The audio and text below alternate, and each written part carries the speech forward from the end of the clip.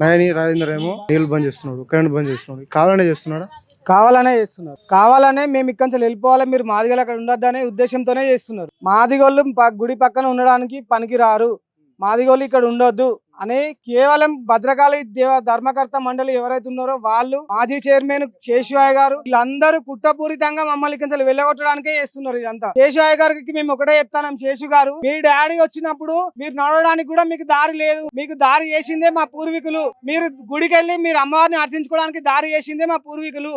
మీరు దాన్ని మర్చిపోయి మమ్మల్ని అంటే మీరు ఈ రోజు ఏంటంటే తల్లి రొమ్ము పాలు తాగి తల్లి రొమ్ము కోసే రకం తయారవుతున్నారు. మీరు దయచేసి మీరు దీన్ని పునఃసమీక్షించుకోండి. చెప్పేది ఒకటే, మీరు మా జోలికి రాకండి, మేము మీ జోలికి రావట్లేదు. మీరు మమ్మల్ని కావాలని ఉద్దేశపూర్వకంగా వెళ్ళగొట్టాలని చూస్తే అమ్మవారికి మేము నీడనిచ్చినాం, అమ్మవారికి మేము దారి చేసినాం, అమ్మవారి నీడలో మేము ఖచ్చితంగా బతుకుతాం. మాకు అమ్మవారు ఇక్కడనే నీడ ఏర్పాటు చేసి మేము ఇక్కడనే ఉంటాం. మేము చావైనా రేవైనా ఇక్కడ నుంచి ఉంటాం. ఎన్ని సంవత్సరాల నుంచి ఉంటున్నారు? మేము దాదాపు ఇక్కడ మా తాతలు తరాల నుంచి ఒక 100-150 సంవత్సరాల నుంచి ఇక్కడే జీవనం కొనసాగిస్తున్నాం. మేము మాకు 2003 నుంచి పట్టాలు ఇచ్చినప్పటి నుంచి ఇల్లు నిర్మించుకొని ఇక్కడనే ఉంటున్నాం. మేము 2003 నుంచి కూడా మా తాతలు తండ్రులు 4-5 తరాలు వాళ్ళు బండాలు కొట్టి కష్టం ఎత్తనే ఈ ల్యాండ్ అంతా ఈ స్థలం అనేది ఏర్పడింది. ఈ రోజు నీకు గుడికి డెవలప్మెంట్ కి అంతా కనబడుతుంది అని అంటే అది దాని వెనకాల కొన్ని వందల మంది కష్టం ఉన్నది, కొన్ని వందల మంది కార్మికులు కష్టపడితేనే ఇంత నీకు ఈ రోజు ఇంత స్థలం వచ్చింది. నువ్వు గుట్టలు నీ గుట్ట కొట్టద్దు అందం పోతుంది అని చెప్పేసి అంటున్నావు. మరి ఆ గుట్ట కొడితేనే నీకు ఈ రోజు ఇంత అందంగా కనబడుతుంది భూమి. చదువులు కనబడంగానే మాది అని చెప్పి లాక్కోవడం కాదు, చదువు కష్టాన్ని కూడా గుర్తించండి. గవర్నమెంట్ కూడా మేము వినంచుకునే ఒకటే, కష్టపడ్డోళ్ళు ఎవరు, కష్టాన్ని ఎవరు గుర్తించండి, కష్టపడ్డోని కూడా గుర్తించండి కనీసం. ఇప్పుడు గత ప్రభుత్వం ఉన్నప్పుడు కూడా ఇట్లా వచ్చింది మీకు? మాకు గత ప్రభుత్వంలో కాల్ చేయమని ఎవరు కూడా మా దగ్గరికి రాలేదు. బీఆర్ఎస్ గవర్నమెంట్ వచ్చినప్పటి నుంచి మమ్మల్ని ఏ గవర్నమెంట్ కూడా మమ్మల్ని టచ్ చేయలేదు, మా దగ్గరికి రాలేదు, మమ్మల్ని ఎవరు కూడా అడగలేదు. మాడవీధిలో ప్రపోజల్ వచ్చింది కావచ్చు అప్పుడే, గానీ అప్పటి నుంచి కూడా ఇప్పటివరకు మమ్మల్ని ఎవరు కూడా ముట్టుకున్నది లేదు. పోగా ఇంకా పైకెళ్ళి మాకు మిషన్ భగీరథ నీళ్లు, ఇంటింటికి మీటర్లు, కరెంట్ సప్లై అన్ని సౌకర్యాలు కల్పించడం జరిగింది. నాయని రాజేంద్ర ఈ భూమిని కబ్జా చేసుకోవాలని అనుకుంటున్నారా? అది నాయన రాజేందర్ రెడ్డి కబ్జా చేయాలనుకుంటున్నారో అయ్యగారులకు ఇవ్వాలనుకుంటున్నారో మాకు తెలియదు, కానీ మమ్మల్ని మాత్రం ఇక్కడ ఉండకూడదని ఉద్దేశపూర్వకంగానే చేస్తున్నారని అయితే ఇదైతే పచ్చి వాస్తవం. అది ప్రపంచం ఎరిగిన సత్యం. అది అందరికీ బోర్డు పెట్టినాం. ఈ గోడకు ఆ కంపలు కట్టలే, కాళ్ళు కేజీ పెట్టిండు, జైల్లో పోయినాం. జైలు మాకైంది, మా భూమి అంతా మాకైంది, గొడవ తల్లి మాకైంది. ఆయన రాలే, చెప్పడానికి రాలే, ఆయన ప్రిన్సిపాల్ రాకపోతే అది బోర్డు పెడితేనే గోడ కట్టలే, ఈ పథకాలు రాలే. మమ్మల్ని ఇల్లు వచ్చాకనే ఆ జిల్లోకి వచ్చాకనే గోడ కట్టుకున్నాం పోలీసులు పెట్టి. మీరు ఎన్ని ఏళ్ళ నుంచి ఉంటున్నారు? లేదా 70 దాటుతున్నాయా, 70 ఏళ్ళు దాటుతున్నాయి. అప్పటికి కొడతారా ఈ మొత్తం మీరే చేసిండ్రు? అంటుండే ఫోటోలు ఉన్నాయి, ఫోటోలు ఉన్నాయి.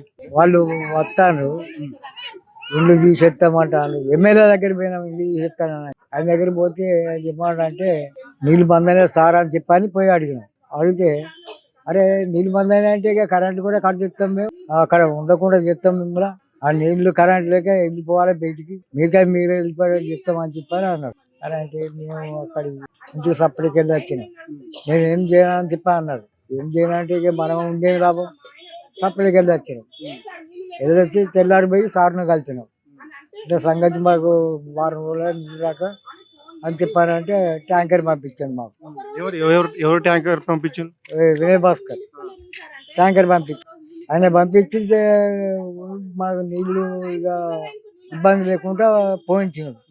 అవి ఇక్కడి నుంచి కాదు, ఇదేదో ఊరుగొండ దగ్గర అక్కడి నుంచి తెప్పించాడు నీళ్ళు, తెప్పించి మాకు పోయించాడు. ఇప్పుడు వస్తలేదా నీళ్ళు? ఇప్పుడు ఇయ్యాల వస్తాయి, ఇయ్యాల మరి నిన్న అక్కడ వేర్చలేం కదా. మరి అంటే ఇన్ని రోజులు రాలే ఇన్ని రోజులు నీళ్ళు లేకు బాధ.